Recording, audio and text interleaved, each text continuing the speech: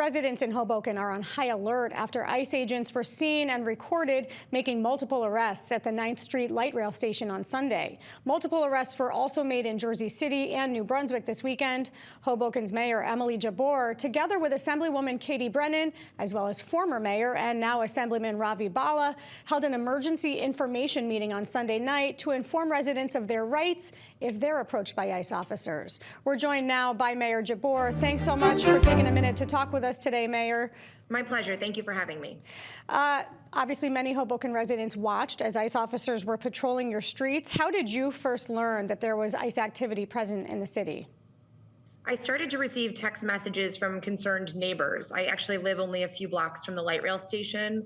And so it also then started to make its way to social media, and I was seeing reports and I was being tagged on Facebook, any of those social media channels. And so shortly thereafter, I actually went to the area. And by the time that I was able to get there, along with Councilman Joe Quintero, the ICE agents were gone, but there were two witnesses on the scene who were able to fill us in a bit on what had happened.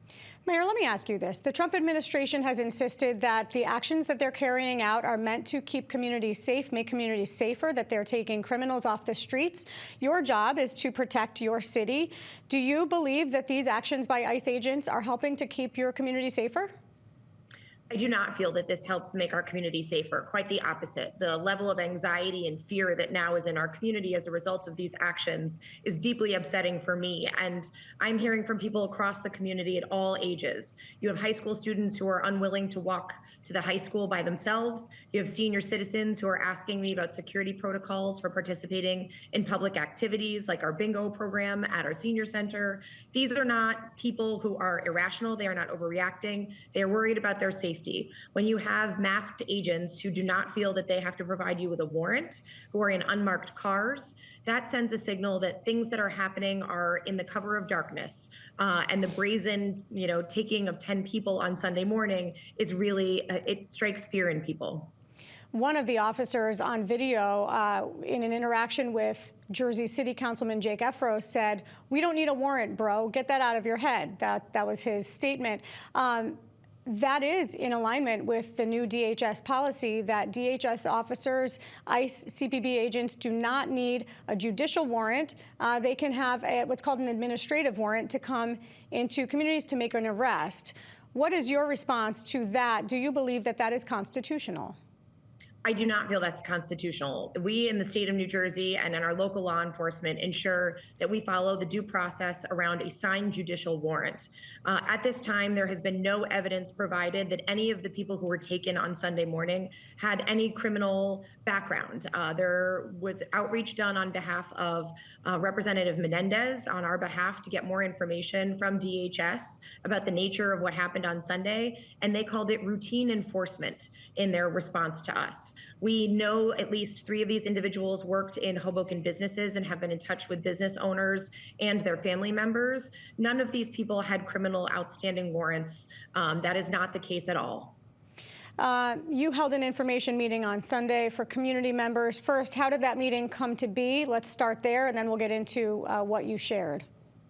Assembly members Katie Brennan and Ravi Bala gathered along with some advocates who happened to have had an event in Hoboken on Friday to start the conversation talking about what would happen if this came to our community. So by Sunday, there was a group of people who had already started having this conversation about how we could organize locally. Over 200 people were in the physical space. We had over 100 people who were seeking to get on the virtual connection. We were able to provide a Know Your Rights seminar in terms of understanding if you are in a situation where you happen to confront ICE agents, to know what your rights are, to know what different techniques you can use in terms of ways to de-escalate and ask questions. I think people felt the need to really be in community, number one, and to have the support of their neighbors to come together about their concerns and their feelings of fear, but then also to be empowered with information about what they could do if they found themselves in that setting. I have to ask you, when you say know your rights, we have seen a lot of video taken by bystanders. We saw Governor Sherrill encourage folks to have their cameras out and to record.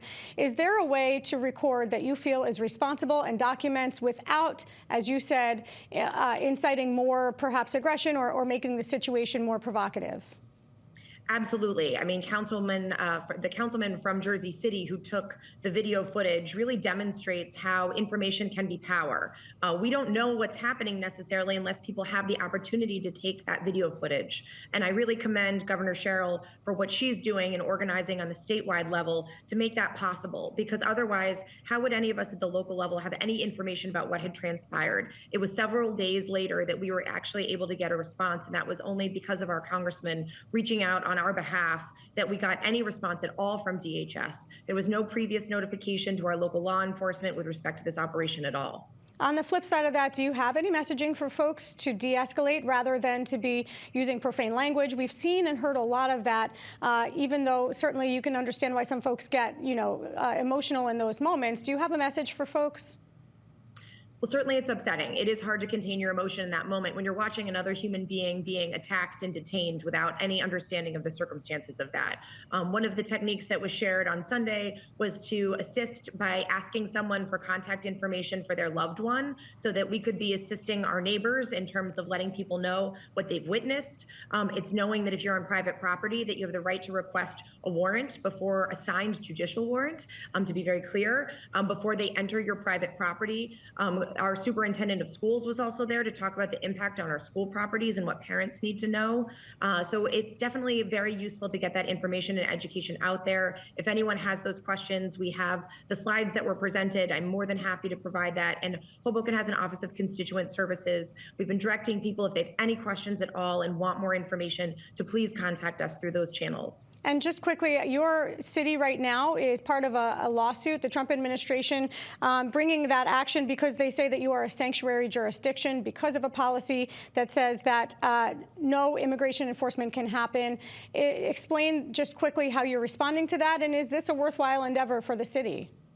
So just to correct you slightly, we are actually a fair and welcoming city. So the term sanctuary city does not technically apply to the executive order that was initially passed in 2018 and then was further strengthened last year. The city council passed something called the Hoboken Trust Act. It ensures that city employees, including our police department, will in no way cooperate or aid ICE in their operations locally. I think that sends a really important signal that we in Hoboken care about the diversity of our community. It's what keeps us strong. It is why we love to live here, and we are a special place, and we're going to continue looking out for our neighbors, not assisting agents like these.